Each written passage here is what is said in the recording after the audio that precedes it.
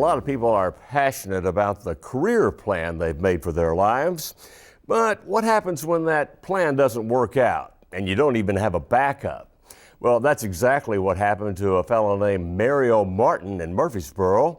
And as Teresa Bush discovered, the plan that found him is now music to many ears. Mario Martin loves the guitar. He strummed the strings on one most every day since his mid-teens. The music he makes is a whole lot sweeter these days. That's because he now plays on guitars manufactured in his factory, the Guitar Mill.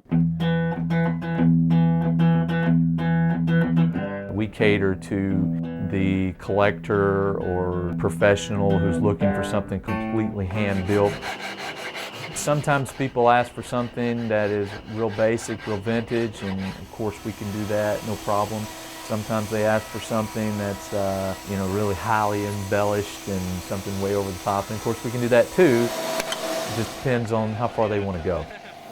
The Guitar Mill wasn't always in downtown Murfreesboro. In fact, it started out in the home Mario shares with his wife Shannon and their two girls, Lainey and Jana.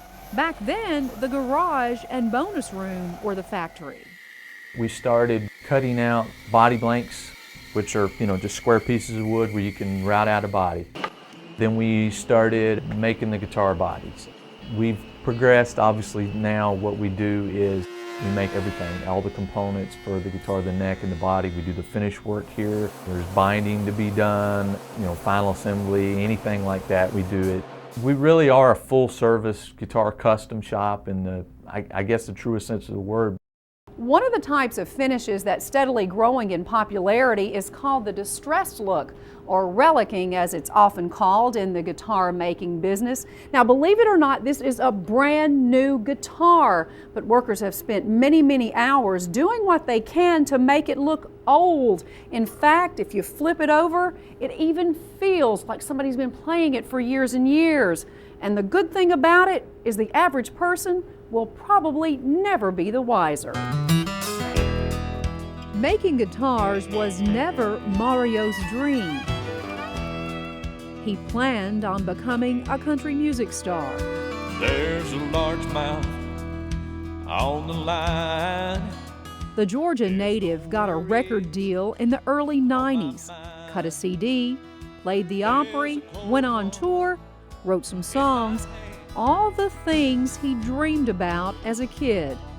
But the day came in 1996 when that dream started fading. I started working for Gibson Guitars. I needed a day job because the music wasn't paying the bills. And I felt like, well, I'll do something that's some way, shape, or form related to the music business, something I'm interested in. I worked over there for about 3 years. I started to get a little bit bored because it was a large factory type setting. I wanted to do more of everything. So then I went to work for Fender, and I worked for them for about 5 years, and I learned a lot over there. At the same time, I was still playing. I got married and we started having children and all, and then I knew that I wanted to be home. I had to do something, it was a little bit more predictable. My wife and I made the decision that we wanted to do a sort of a home-based business. And they've never looked back. But Mario can't help but giggle just a little bit when he thinks about where life has taken him. He never, ever in his wildest dream imagined he'd be making guitars. I can't say that I figured all this out and this is my direction I wanted to go, but it's very similar to what I did, say, at age 15 when I was fronting a band. I felt like all that has definitely benefited me as to do what I'm doing now when I come in here and kind of make sure everything's going right and lead the band, so to speak, here as well. I'm happy doing this. I feel not only happy, that's pretty generic, but I feel privileged and blessed to be able to come in here every day and be able to do this for a living, for a job.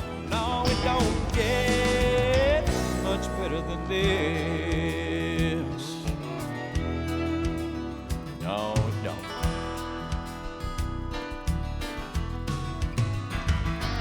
hook.